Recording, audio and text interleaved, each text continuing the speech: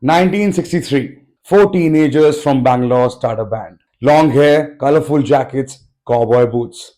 They were obsessed with bands like the Rolling Stones and the Beatles, and they copied their style from head to toe. But what they didn't realize that time was that they were going to become one of the first rock bands of India.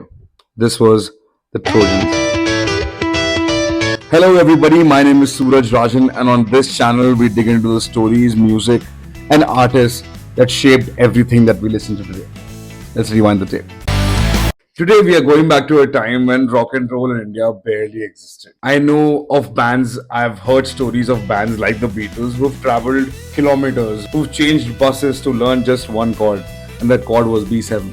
At that time, when the only medium for people in the 60s to listen to music was mainly radio, young musicians were trying to recreate that sound, and the Trojans did exactly that. They played covers by the Beatles and the Rolling Stones and other Western artists of the time. It wasn't just the music, it was the look. They had long hair, they wore boots, colorful jackets, a lot of swagger. For their parents' generation, it looked a little strange, but for young people in Bangalore, that was cool. Soon the band started getting gigs around Bangalore. One of the regular spots to perform at was this club called Three Aces. They were paid 50 rupees for the entire band. Not much money, but it didn't matter because the crowd loved them. Youngsters in Bangalore were listening to the same kind of music in the radio. And suddenly there was a band playing that right in front of them. That was so new and refreshing. And that's when something interesting happened. One night in Three Aces, while they were doing their set, a man approached them. He had a simple question. Will you play at my niece's wedding in Hyderabad? Stay at YMCA? A fees of 400 rupees. Train tickets were provided. For a band in India that was barely earning anything, this was huge. They said yes immediately. The adventure begins. But not everybody made the trip. Gautam's parents did not allow him to go for this trip. So only three Trojans boarded the train to Hyderabad. They played the wedding gig and they realized something. They were not ready to come back to Bangalore just yet. They wanted to explore the world, see new opportunities, see new places. The first option that came to their mind was Calcutta. In the early 60s, Kolkata had a very vibrant nightlife, and the heart of it was Park Street. If you wanted music, dancing, drinking, or just having a good time, this was the place.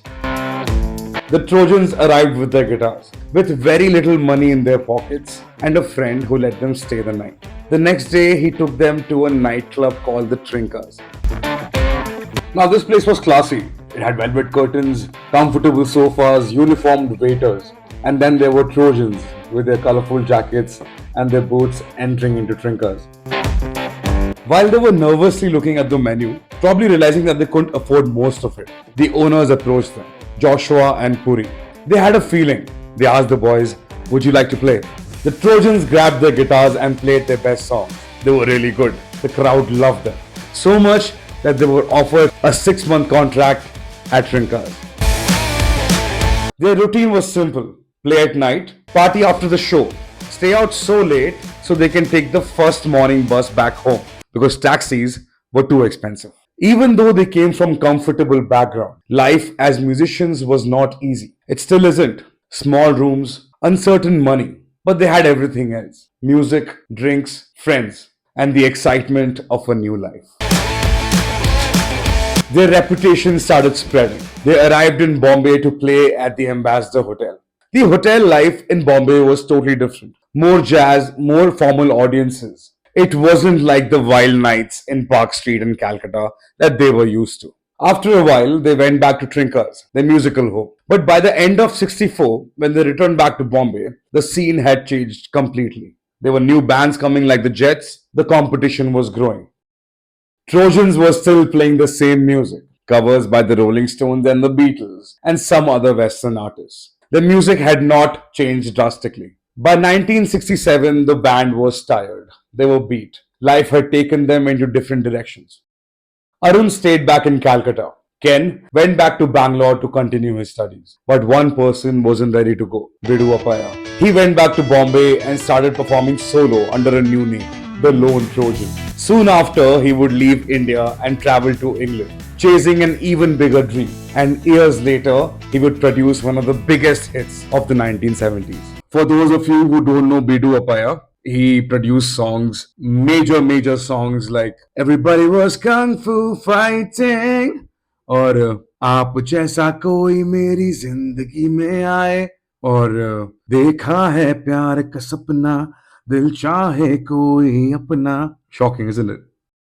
The Trojans didn't last very long, but four teenagers from Bangalore helped start something way more important. They showed that young Indians could play Western rock music. They started the new wave of bands, and from that band came one of the biggest global pop producers of the time, Bedu Apaya. Not bad for a band who played gigs for 50 rupees, huh? If you enjoyed this video about forgotten bands and roots of rock music in India, be sure to subscribe because there are many stories like this waiting to be told. My name is Suraj Rajan and I will see you in the next one. Bye.